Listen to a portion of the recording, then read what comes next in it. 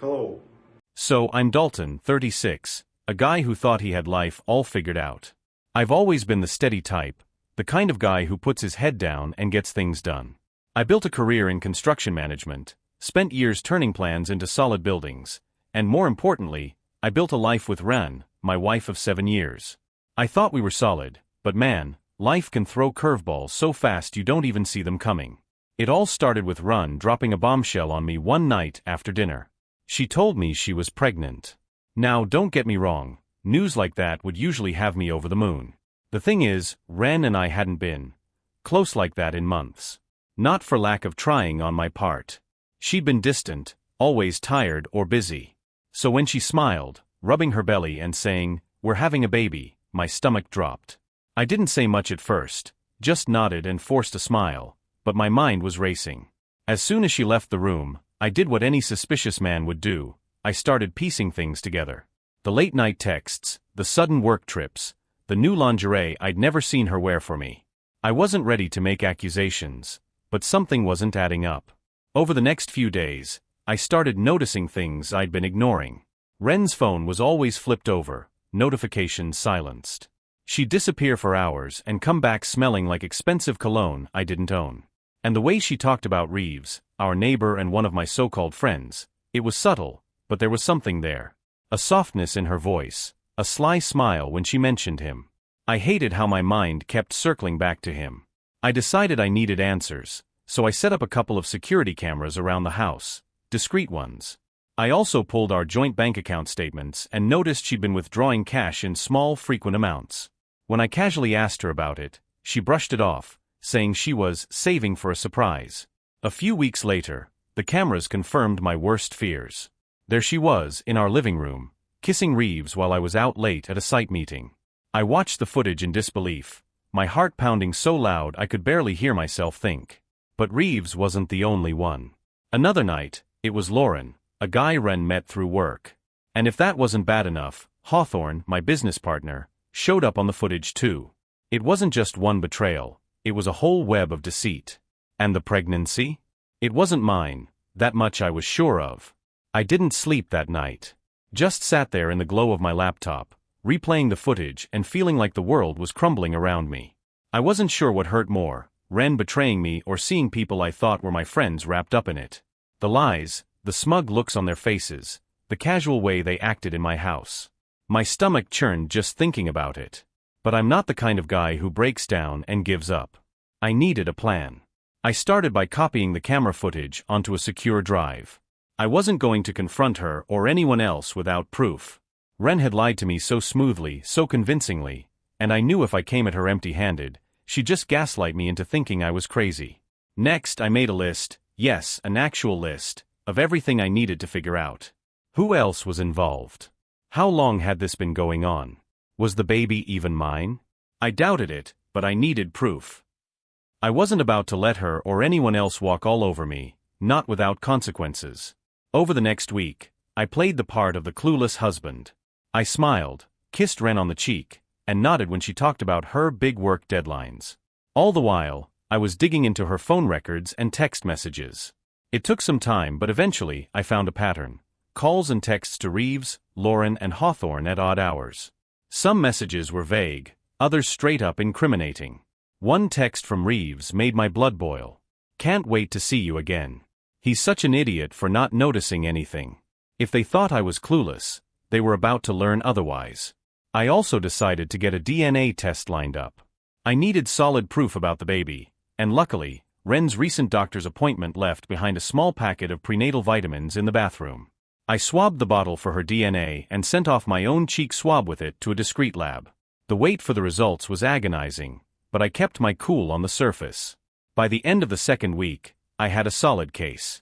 The security footage, text screenshots, and soon-to-arrive DNA results were piling up, but I wasn't done yet. I needed leverage.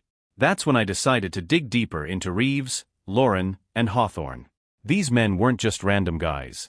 They were people in my life, neighbors, colleagues, friends. If they wanted to destroy my world, I'd dismantle theirs first. I quietly hired a private investigator, a guy I knew from one of my construction projects. He had a knack for uncovering dirt, and I had a hunch these guys weren't as squeaky clean as they appeared. I gave him their names, phone numbers, and what little background I knew about them. While he worked his magic, I started subtly freezing Ren out. I was polite but distant, friendly but not warm. She noticed, of course, but I played it off as stress from work. "Dalton, is something wrong?" she asked one evening, looking at me with those wide, innocent eyes. "Nothing, babe. Just a lot on my plate right now," I replied, forcing a tired smile. "Don't worry about it." She nodded, but her expression told me she didn't fully believe me. Good. Let her sweat. As days turned into weeks, the pieces of the puzzle started falling into place.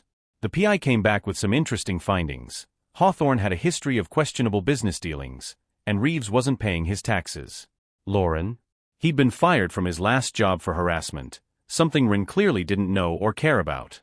The DNA results finally arrived in my email late one night. My heart pounded as I opened the file. As expected, the child wasn't mine. I felt a strange mix of relief and rage. Relief because I wouldn't have to be tied to Ren forever through a child. Rage because she had the audacity to pin someone else's kid on me.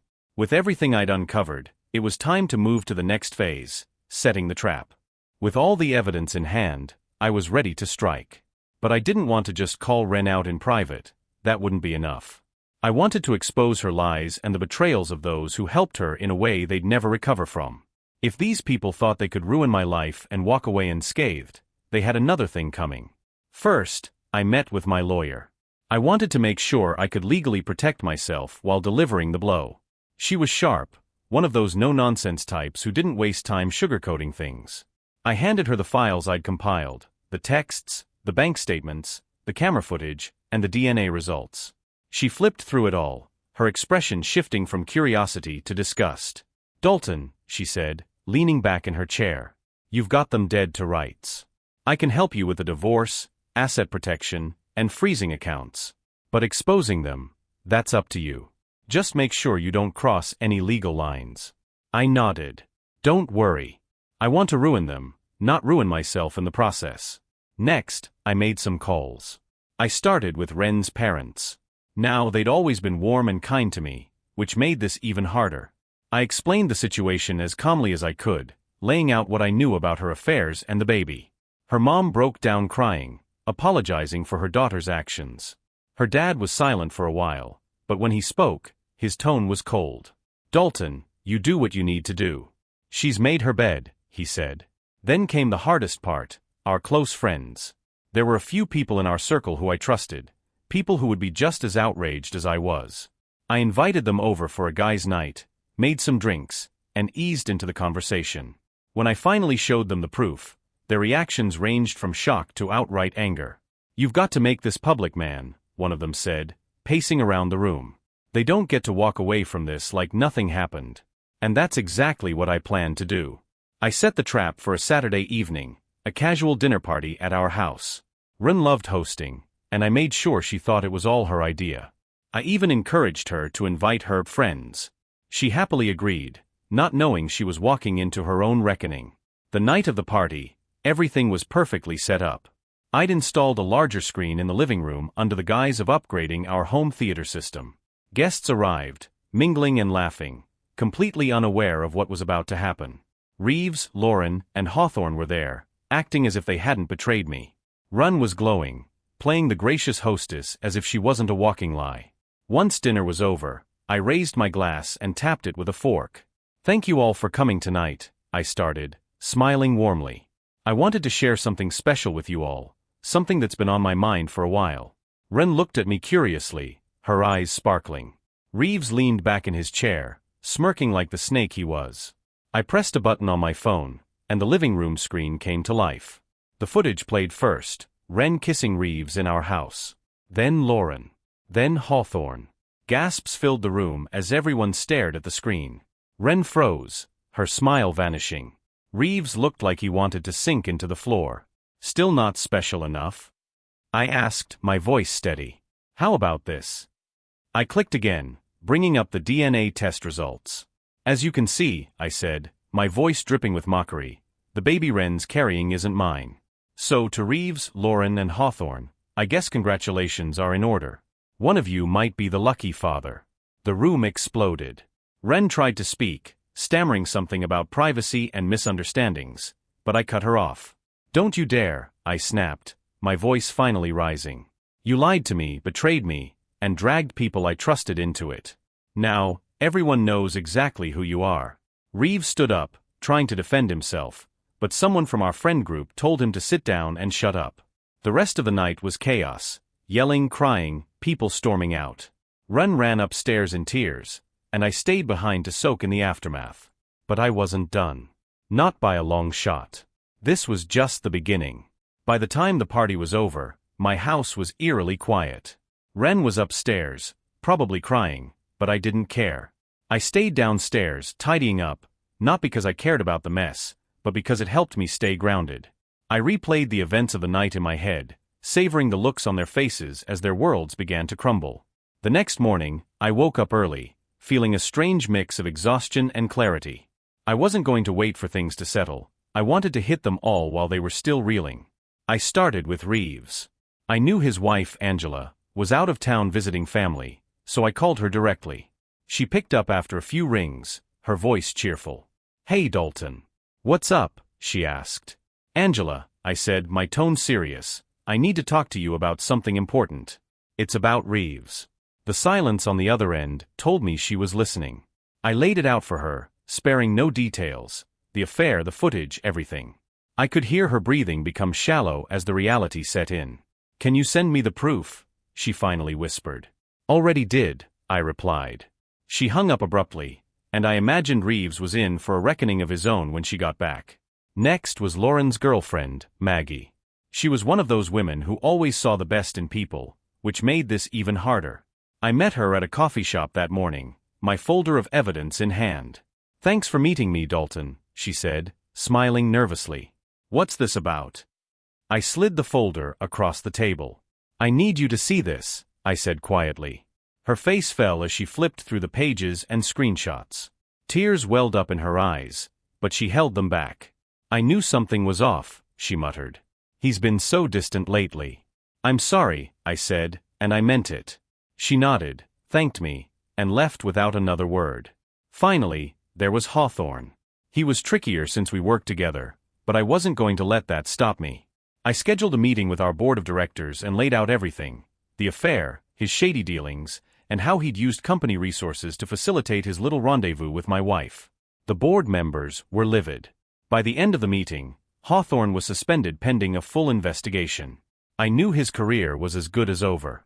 When I got home that evening, Ren was waiting for me in the living room. Her eyes were bloodshot, and she looked like she hadn't slept. "Dalton," she began, her voice trembling, "we need to talk." "Talk about what, Ren?" I asked, my voice calm but cold. "About how you cheated on me. Lied to me. Tried to pin another man's child on me." "I made a mistake," she cried, tears streaming down her face. "I was lonely, and You were selfish," I cut her off. "And you didn't just betray me, you betrayed everything we built together. You don't get to cry your way out of this."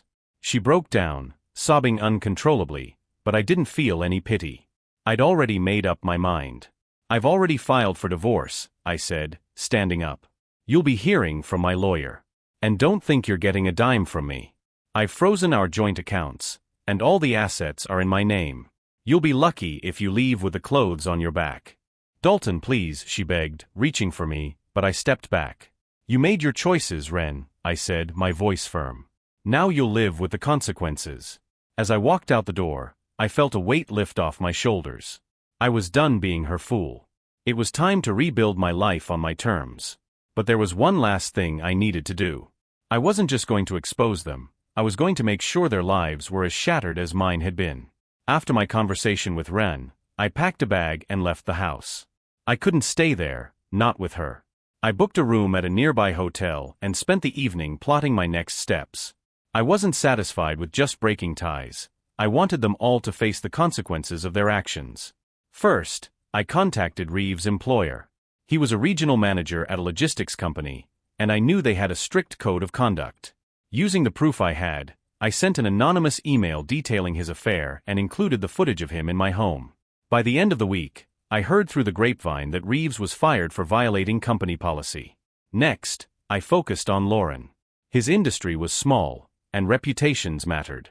I reached out to a contact I had at his workplace and accidentally mentioned Lauren's history of harassment, which the PI had uncovered. It didn't take long for his boss to put 2 and 2 together. Lauren was quietly let go, though I doubted his departure would stay quiet for long. With Hawthorne, the process was already underway.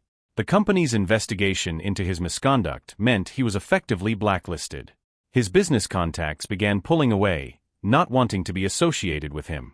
As for Run, I wasn't done yet. I sent the DNA results and details of her affairs to the hospital board where she worked as a nurse. While they couldn't fire her over personal matters, her colleagues knew now, and the shame was enough to tarnish her reputation. Each move felt like justice, but it wasn't about vengeance alone. It was about reclaiming control, making sure none of them could ever treat someone else the way they treated me. I spent the rest of the week tying up loose ends with my lawyer. The divorce would be swift and clean. Run would get nothing, and I'd make sure of it. It was time to move forward, free of the lies and betrayal that had poisoned my life. But I wasn't just walking away, I was walking away on my terms. A few days after I left, Ren showed up at the hotel. I heard the knock at my door and knew it was her before I even opened it. She stood there, her eyes swollen from crying, clutching a folder of papers. "Dalton, can we please talk?" she asked, her voice barely above a whisper. I didn't move aside. "We already did, Ren. There's nothing left to say." "Please," she insisted, holding out the folder. "I need you to see this." I hesitated, but finally took it. Inside were handwritten letters, apologies, explanations, desperate pleas for forgiveness. She sat on the edge of the bed while I flipped through them, my anger simmering just beneath the surface. "I made mistakes," she said, her voice trembling. "But I never stopped loving you, Dalton. I was just lonely, and I didn't know how to handle it." "Lonely?" I snapped, throwing the folder onto the table. "So what? Sleeping with 3 different men was your solution?" Tears welled up in her eyes again. I wasn't thinking clearly. I was stupid and selfish. But I want to fix this. I'll go to therapy. I'll do anything. Just give me one more chance. I leaned against the dresser, crossing my arms. "Run, this isn't just about us. You lied, cheated, and dragged people I trusted into this mess. You don't get to undo that with a few letters and promises." She broke down, covering her face with her hands. "What about the baby?" she sobbed. "Don't you care about what happens to them?" That hit me harder than I expected, but I didn't let it show. "The baby's not mine, Ren. That's on you to figure out. I'm not staying in a marriage built on lies." Her tears turned to anger. "You're just going to throw everything away? 7 years together, just like that." "You threw it away, Ren," I said coldly. "The moment you decided I wasn't enough, you ended this marriage. All I'm doing is making it official." She stared at me, searching for some sign of hope, but I gave her none. Finally, she stood, defeated.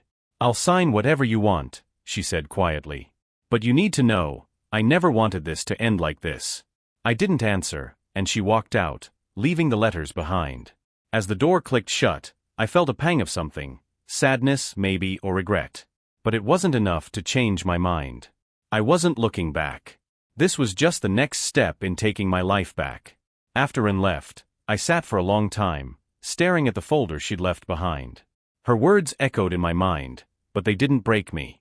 I wasn't the same man who would have folded under her tears and promises. Not anymore. The next day, my lawyer called. "Dalton, Ren's agreed to the divorce terms. She's waiving any claims to your assets and has signed over full ownership of the house to you." It was a small victory in a war I hadn't asked for. "Good," I said. "Let's move forward." With that settled, I turned my attention to tying up the last few threads of my plan. The fallout from the dinner party had already rippled through my social circles. Friends who'd once stood by Reeves, Lauren, and Hawthorne were now distancing themselves. Whispers about Ren's affairs spread like wildfire, fueled by the evidence I'd strategically shared. Angela, Reeves' wife, had taken my proof and served him with divorce papers. Maggie left Lauren without a word, packing her things and moving in with her sister. As for Hawthorne, he tried to spin his suspension as a misunderstanding, but it wasn't sticking. People knew the truth now, and his reputation was in shambles. Run, meanwhile, had gone quiet. She'd moved out of the house and was staying with her parents. I didn't ask about her, and she didn't try to contact me again. The silence was a relief.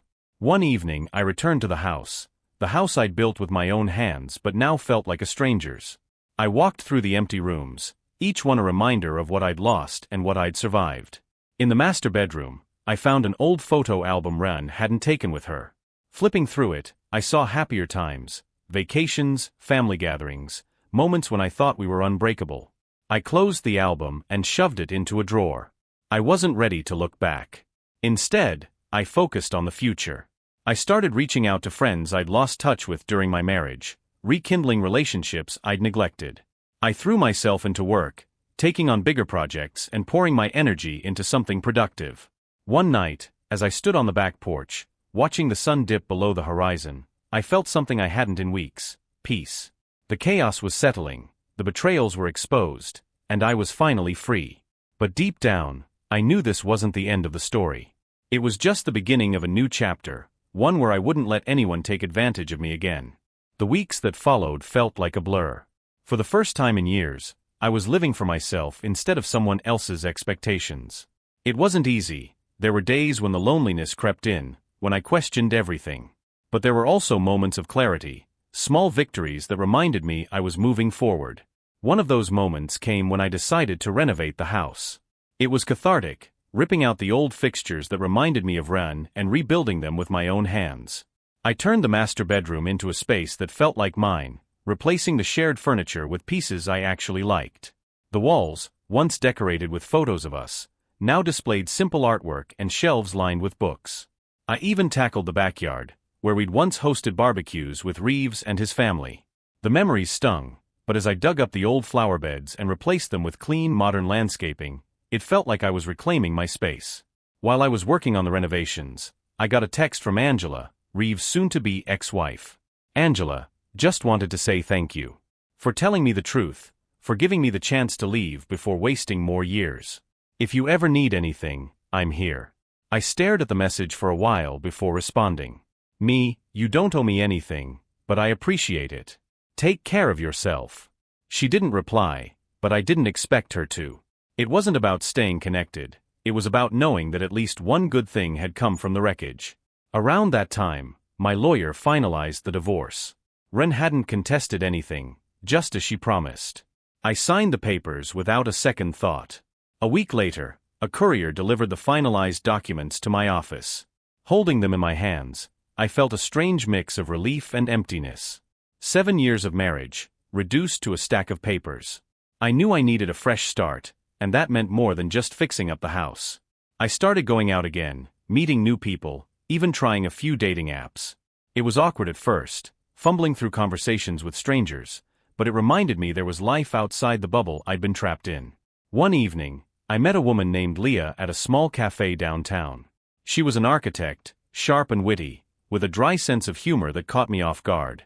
We talked for hours, not about our pasts but about our dreams, our favorite books, and the places we wanted to see. At the end of the night, as we stood outside, she smiled and said, "I don't know what you've been through, but you seem like someone who's learning how to live again." I like that. Her words stuck with me. I wasn't just surviving anymore, I was rebuilding. And for the first time in a long time, I felt hopeful about what came next. This wasn't the life I'd planned, but it was the one I was determined to make my own. Just as I was starting to feel like I could move on, a ripple from my past reached me. It came in the form of a phone call, Ren's mother. We'd always gotten along, and I could hear the hesitation in her voice as she spoke. "Dalton," she began softly, "I wouldn't call if it weren't important, but Ren, she's not doing well." I stayed silent, unsure how to respond. "She's been staying with us since everything happened," her mother continued. "She's not herself. She barely eats, and she spends most of her time in her room. I know she hurt you, but I'm worried about her." A part of me wanted to hang up, to tell her Ren wasn't my problem anymore. But another part of me, the one that once loved her, couldn't help but listen. "What do you want from me?" I asked finally. "She's asking to see you," her mother said. "She says she needs closure, to apologize face to face. I don't know if that's true, but maybe it would help her. And you." I hesitated. Seeing Ren again felt like reopening a wound I was trying to let heal. But something in her mother's voice, the genuine concern, made me agree. A few days later, I found myself at her parents' house. Ren was waiting in the living room, looking pale and smaller somehow. When she saw me, her eyes filled with tears, and she stood awkwardly, unsure whether to hug me or stay seated. "I didn't think you'd come," she said, her voice barely audible. "I'm here," I said, staying near the door. "Say what you need to say." She took a deep breath, wiping her eyes. "I wanted to tell you. I'm sorry. For everything. I know I can't undo what I did, but I need you to know it wasn't because of you. You were always good to me, Dalton. Better than I deserved." Her words were like salt in the wound, honest, but too late. "Why, Ren?" I asked, my voice cracking despite myself. "Why did you do it?" She looked down at her hands, twisting them nervously. "I don't know. I was stupid and selfish. I let myself get swept up in attention that I didn't need or deserve. I didn't think about the consequences, about how much I was hurting you. And when I found out I was pregnant, I panicked. I thought if I could keep you, everything else wouldn't matter." I shook my head, the anger bubbling up again. "You didn't just hurt me, Ren. You destroyed everything we built together. You betrayed me in ways I can't even begin to describe. You made me doubt myself, my instincts, everything." She flinched at my words, but I didn't hold back. "I've moved on," I continued. "I'm rebuilding my life without you. And you need to do the same." Ren nodded, her tears falling silently. "I don't expect you to forgive me," she said. "But I needed to tell you. I'm sorry, Dalton. Truly." I stood there for a moment, letting her words sink in. Then I nodded. "Take care of yourself, Ren. That's all I can say." Without another word, I turned and walked out, leaving her behind for the last time. As I stepped outside into the crisp evening air, I felt lighter somehow. Her apology didn't fix anything, but it gave me the final piece I needed to close that chapter of my life for good. I was done looking back. All that mattered now was what lay ahead. After leaving Ren's house, I drove aimlessly for a while, my thoughts tangled. Her apology had been sincere, but it didn't change the past. I'd heard what I needed to hear, and now it was time to focus entirely on moving forward. Over the next few weeks, I continued reconnecting with parts of my life that I'd let slip during my marriage. I started going to the gym more regularly, finding that pushing my body to its limits helped clear my mind. I joined a local hiking group, something I'd always wanted to do but never made time for. One Saturday morning, while trudging up a trail with the group, I found myself walking beside Leah, the architect I'd met at the cafe. She joined the group a few months earlier, and though we'd exchanged pleasantries, this was the first time we'd really talked. "Funny seeing you here," I said, adjusting my pack. She smiled. "Small world, huh? Or maybe you just have great taste in trails." We laughed, and the conversation flowed easily from there. We talked about everything, our favorite places to hike, dream vacations, even embarrassing childhood stories. By the time we reached the summit, I realized I hadn't thought about Ren or the past once during the climb. As we looked out over the valley below, Leah nudged me with her elbow. "You know, you seem lighter than the last time we talked. Like you've figured some things out." "Maybe I have," I said, surprising even myself. When the hike was over, I offered to buy her a coffee, and to my relief, she said yes. We ended up sitting at a small cafe for hours, the conversation deepening. She shared stories of her own heartbreaks, her career struggles, and the dreams she'd had to set aside to get where she was. "What about you?" she asked, tilting her head. "What's the dream now?" The question caught me off guard. For so long, my dream had been tied to the life I thought I was building with Ren. But as I sat there, sipping my coffee, I realized that dream wasn't mine anymore. "I think I'm still figuring that out," I admitted. "But I know it's something I'll build on my own terms this time." Leah smiled, her eyes warm. "Well, if you ever need a second opinion, I'm pretty good at building things too." Her words stayed with me long after we said goodbye. For the first time in a long while, I felt something I hadn't in months: hope. Maybe, just maybe, my life wasn't just about rebuilding what was broken. Maybe it was about building something entirely new. After that coffee with Leah, I found myself thinking about her more often. She wasn't just kind or easy to talk to, she was grounded, the kind of person who had been through her own storms and come out stronger. I wasn't sure where things were heading, but for the first time in a long while, I didn't feel the weight of hesitation holding me back. A few days later, she texted me out of the blue. "Leah, thinking of checking out that new Mediterranean place downtown. Know anyone who's free to split a plate of hummus?" I stared at the message for a moment, a grin spreading across my face. Me, I might know a guy. What time? That Friday night, we met at the restaurant. It wasn't anything fancy, just a casual dinner, but it felt like a milestone. We talked about everything from her latest project to my ongoing renovations at home. She teased me for being a DIY overachiever, and I called her out for overanalyzing the restaurant's interior design. As the night went on, I realized something. I wasn't just enjoying her company, I was feeling alive again. When the check came, she reached for it, but I beat her to it. "Don't even think about it," I said, sliding my card to the server. She raised an eyebrow. "You know, I'm perfectly capable of paying for my own dinner." "Oh, I don't doubt it," I replied, grinning. "But humor me this time." Leah rolled her eyes but smiled, and as we walked out into the crisp night air, I found myself wanting to linger.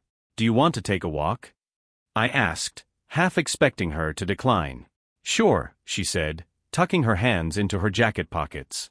We strolled through the quiet streets, the conversation slowing into comfortable silence. Finally, we reached her car. "This was fun," she said, leaning against the driver's side door. "Thanks for the hummus and the company." "Anytime," I replied, and for a moment I hesitated, unsure if I should make a move. But then she smiled, leaned in, and kissed me. It wasn't dramatic or rushed, just simple, warm, and real. When she pulled back, she looked at me with that same dry humor I was beginning to adore. "That's my way of saying I'd like to do this again," she said. "Message received," I replied, trying to keep my grin in check. As she drove away, I stood there for a moment, letting the night sink in. It wasn't just about Leah, it was about allowing myself to feel something good again, to take a step toward a future I hadn't thought was possible. This wasn't just rebuilding anymore. It was the start of something new. That kiss with Leah was like flipping a switch I didn't realize was still there. Suddenly, the weight of everything I'd been carrying felt lighter. I found myself smiling more, laughing at things I used to overlook, and for the first time in a long while, looking forward to what each day might bring. Leah and I started spending more time together, sometimes planned, sometimes spontaneous. One Sunday, I was patching up the backyard fence when she called. "You busy?" she asked, her voice bright. "Depends. Are you about to make me busier?" I teased, wiping the sweat from my brow. "Maybe. I'm heading to the farmer's market. Thought you might want to tag along, unless you're too busy being a handyman."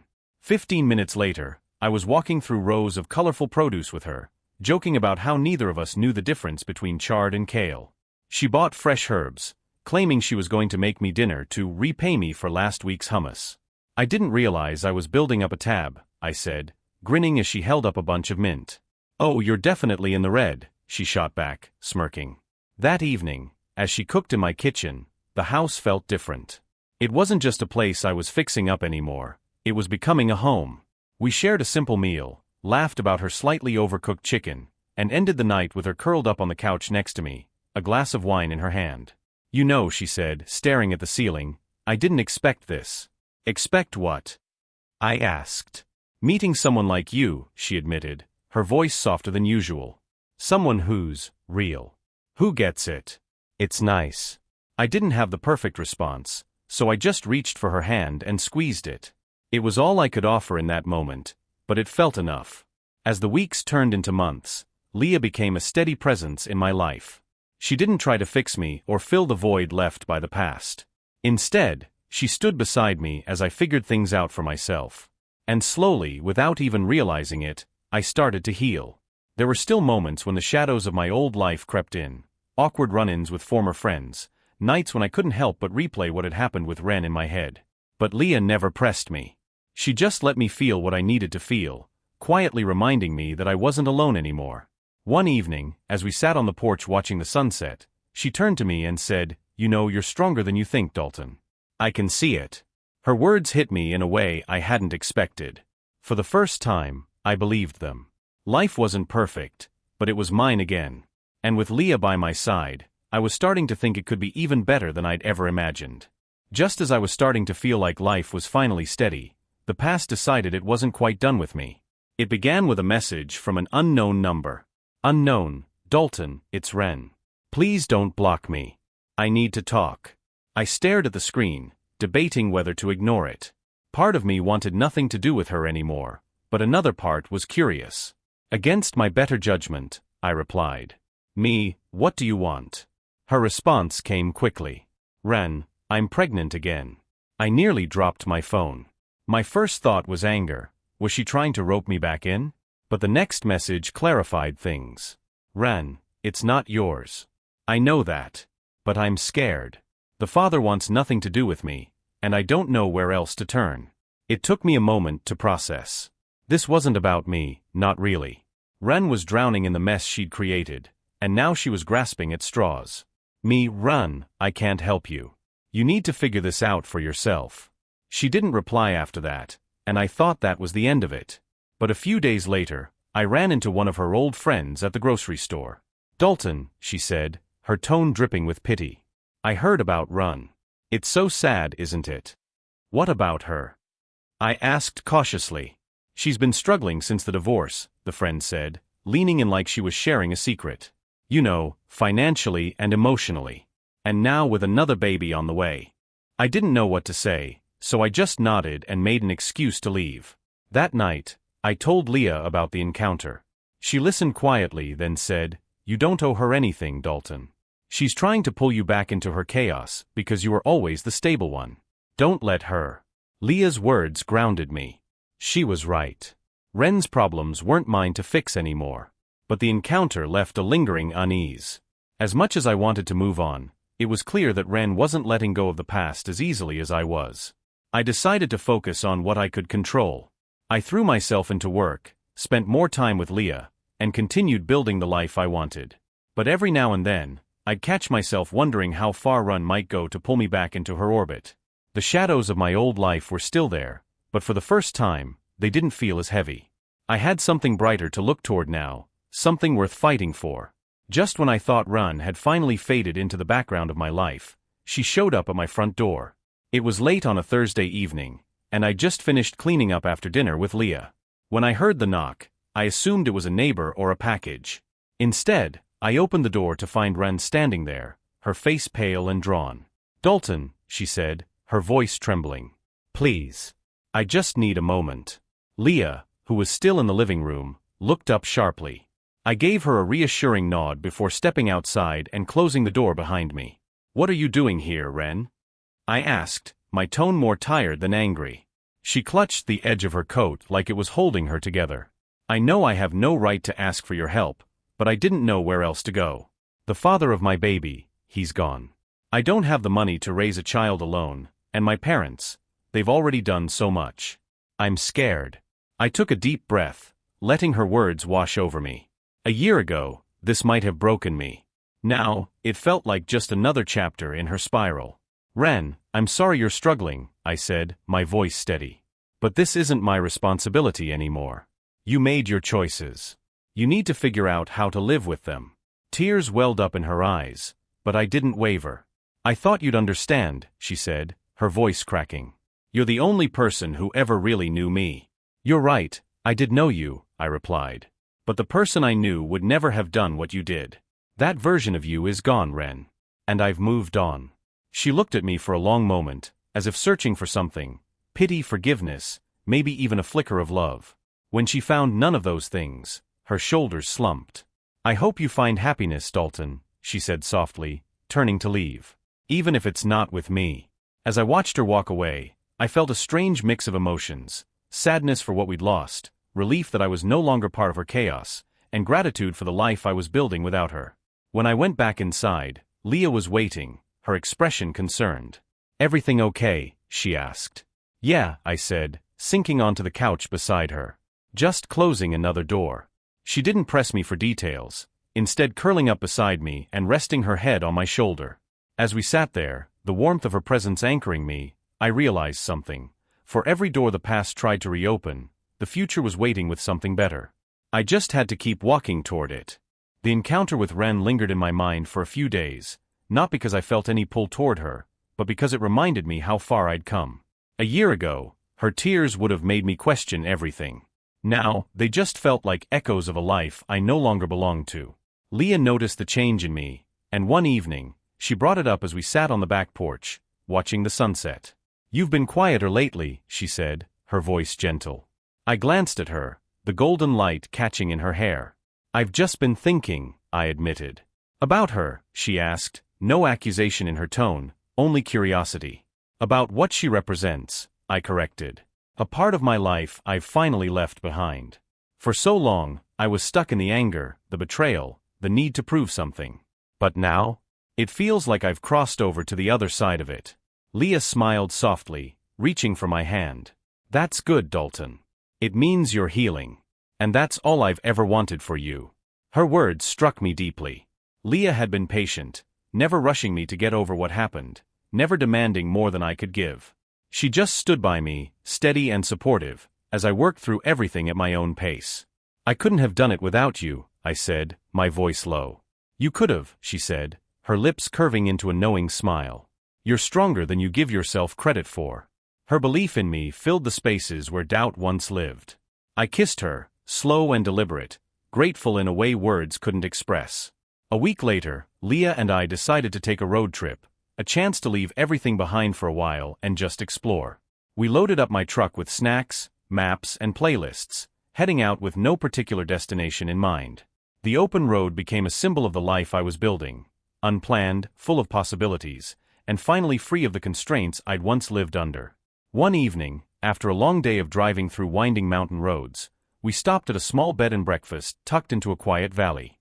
As we sat on the porch, sipping wine and watching the stars come out, Leah asked me a question that had been on her mind. "Do you ever think about starting over completely?" I tilted my head, considering her words. "What do you mean?" "I mean leaving the past behind entirely," she said. "A new town, a new career, a fresh start. Would you ever want that?" It was a question I hadn't dared to ask myself before, but now with her sitting beside me, it didn't feel daunting. It felt possible. "Maybe," I said after a moment. "I've spent so much time rebuilding what was broken, but starting fresh, that's a whole different kind of freedom." Leah nodded, her gaze thoughtful. "I think you'd thrive anywhere, Dalton. You just have to decide where you want to plant yourself." Her words stayed with me for the rest of the trip. By the time we returned home, I'd made a decision. I wasn't just going to rebuild my life, I was going to redefine it. I started looking at job opportunities in other cities, researching places that felt like they offered the kind of future I wanted. Leah and I talked about what that might look like for us, and she surprised me with her openness. "I'd follow you anywhere," she said one evening, her voice steady. "Not because I need to, but because I want to." Hearing those words solidified something in me. For the first time in years, I felt like I wasn't just moving away from pain, I was moving towards something better. Months later, we packed up and left the old town behind. Wren's shadow, Reeves' betrayal, Hawthorne's lies, they all stayed in the rearview mirror as Leah and I drove toward a new horizon. It wasn't about escaping the past, it was about embracing the future. And for the first time, I felt like I wasn't just surviving, I was truly living. Bye.